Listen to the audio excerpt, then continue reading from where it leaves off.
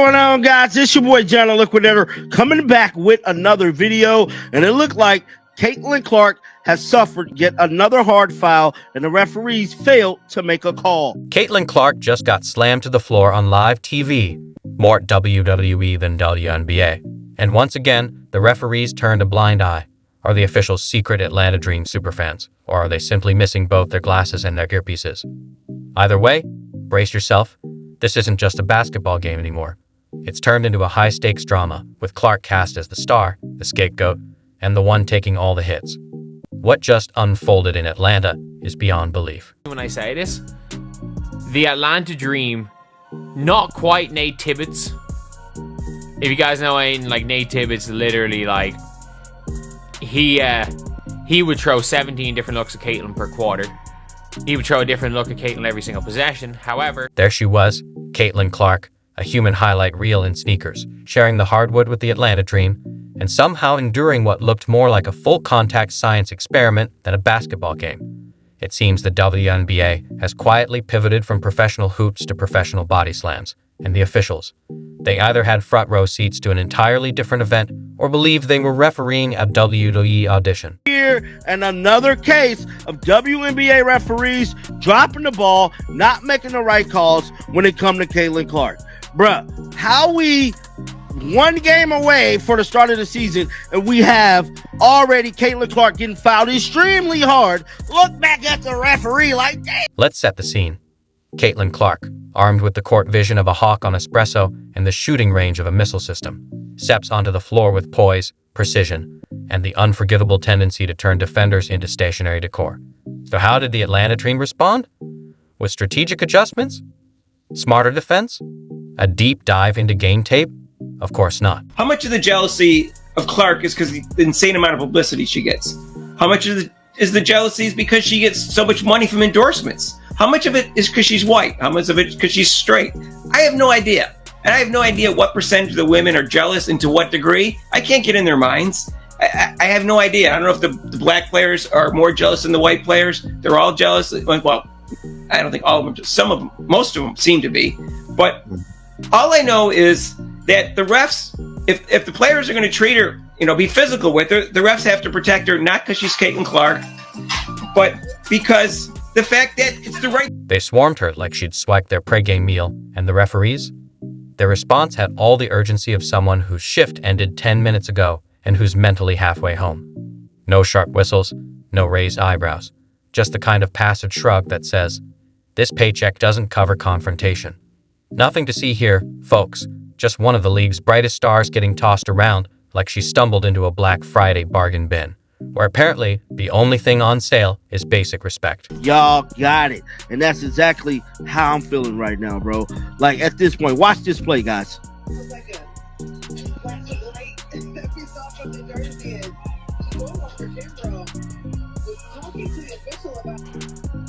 No call whatsoever. No call whatsoever.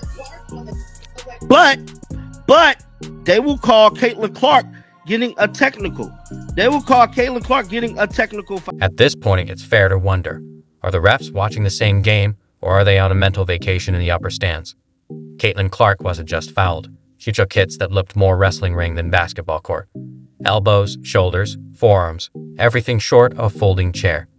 And the officials, they reacted with all the urgency of someone half asleep during a golf replay. WNBA referees' secret agenda against Caitlin. Clark drives the lane, and the Dream's defense collapses in chaos like a rugby scrum on roller skates. One goes for the ball, another targets her midsection, and a third delivers a Mortal Kombat-style takedown. Clark takes the hit, and the whistle? Silence. The game moves on like nothing happened.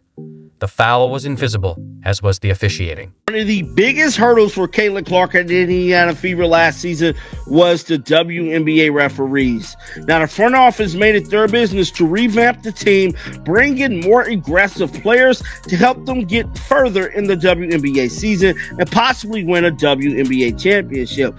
But before any of that stuff could even get done, we have to take a look at the misguided missile that can destroy everything this upcoming season, and that is the WNBA referees and this secret agenda. This wasn't a one-time slip-up. It was a pattern. At one point, Clark took a shoulder check that had drawn an NFL penalty. She shook it off, but the ref closest to the hit just stared, probably rethinking life choices. Meanwhile, the Dream's strategy seemed clear. Can't guard her? Hit her. It's not defense. It's denial and the refs.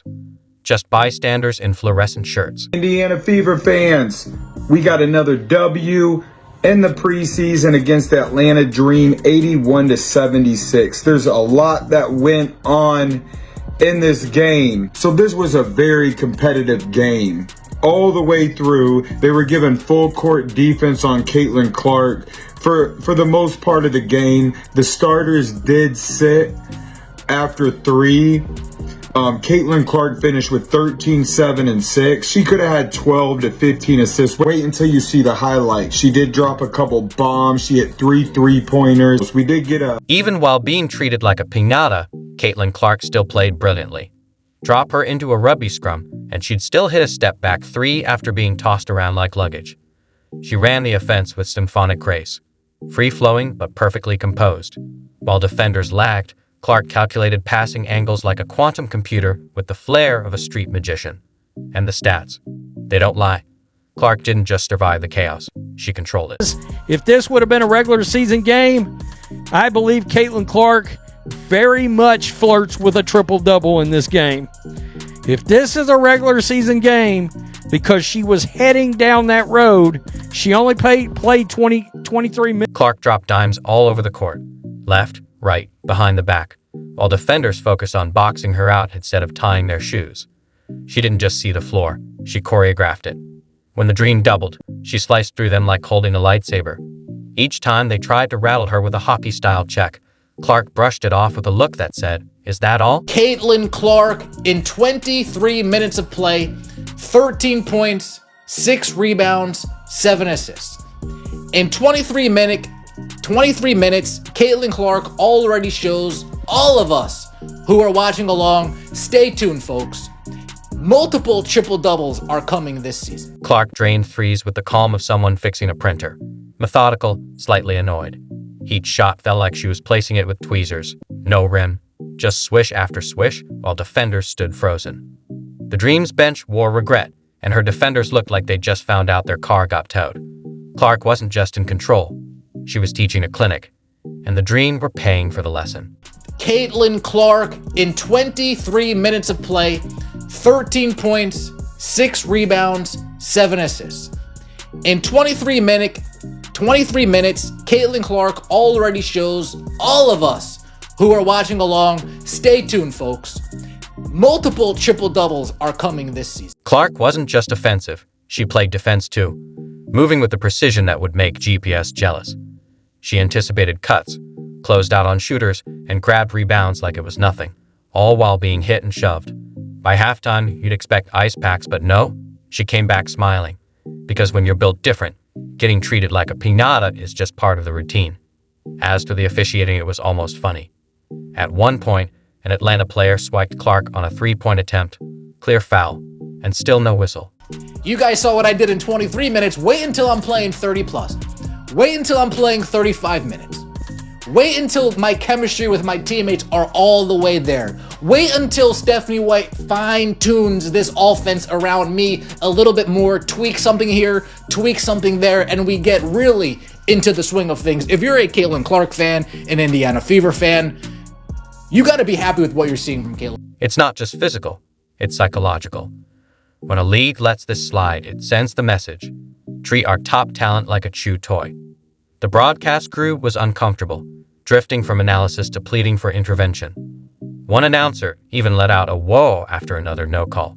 Still, Clark doesn't latch out, doesn't flop, just keeps playing and scoring, making defenders look out of place. The Dream's collective thought: why won't she just stop being good? Simple. She's Caitlin Clark, and her game doesn't need a ref's approval. It needs a camera. And from where they're coming from when she does indeed hit them. You know, just comes off and cash. It's easy money from distance. right? And that's not the only play. She shot a bunch of it, and it's been the whole preseason where it looks to me like on her deepest shot,